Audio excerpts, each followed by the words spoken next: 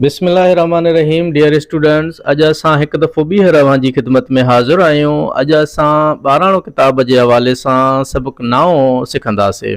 सबक़ 9 में कहिड़े तरीक़े सां अखर ठहनि था, कहिड़े तरीक़े सां उन्हनि जा आवाज़ इस्तेमालु कयूं था, कीअं उन्हनि लफ़्ज़नि खे मिलाए पढ़ूं था, अॼु इहो सॼो असां सम्झंदासीं। पर क्लास शुरू करण खां पहिरीं असांजी अव्हांखे गुज़ारिश आहे त जेकॾहिं अव्हां अञा ताईं असांजे चैनल खे सब्सक्राइब नाहे कयो त हींअर ई सब्सक्राइब करियो ऐं बेल आइकन खे बि प्रेस करियो त जीअं हर अचण वारी वीडियो अव्हां ताईं पहुची सघे। ऐं यादि रहे त हर सुठी ॻाल्हि सवाब जारिया में शामिल आहे। जेकॾहिं तव्हांखे हीअ वीडियो पसंदि अचे त कंहिं न कंहिं सां ज़रूरु शेयर कयो त जीअं वधि खां वधि दोस्त इन मां फ़ाइदो हासिल करे सघनि।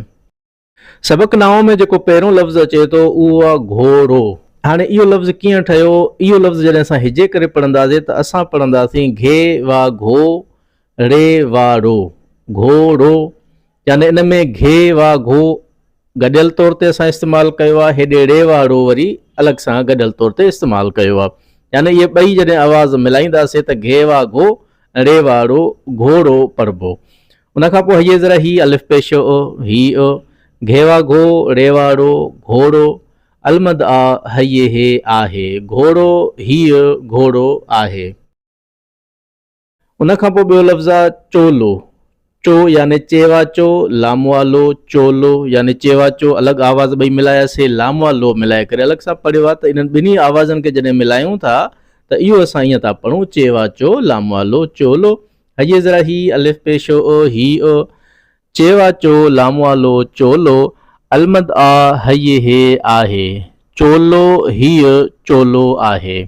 इन खां पोइ ॿियो लफ़्ज़ अचे थो असांजो कोको। हाणे कोको में छा आहे, काफ़ ऐं वाव असां मिलायो आहे, यानी काफ़ा को कोको।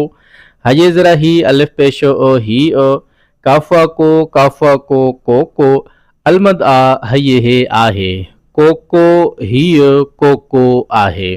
उनखां पोइ सबक़ जे हेठां जेके असांजा लफ़्ज़ हूंदा आहिनि उहे असां पढ़ूं था। जीअं चेवा चो टये ज़ेरा टी चोटी, घये घे टेवाटो घेटो, घे अलिफ घा टेवाटो घाटो, पे अलिफ पा रेवाड़ो पाड़ो, घये घे टेवाटो घेटो डाल ज़ेरे डे सीन पेशो सो ॾिस, घेवा घो रेवाड़ो घोड़ो ड्रालवा ड्रो रये ड्रोड़े थेवा थो, घोड़ो ड्रोड़े थो।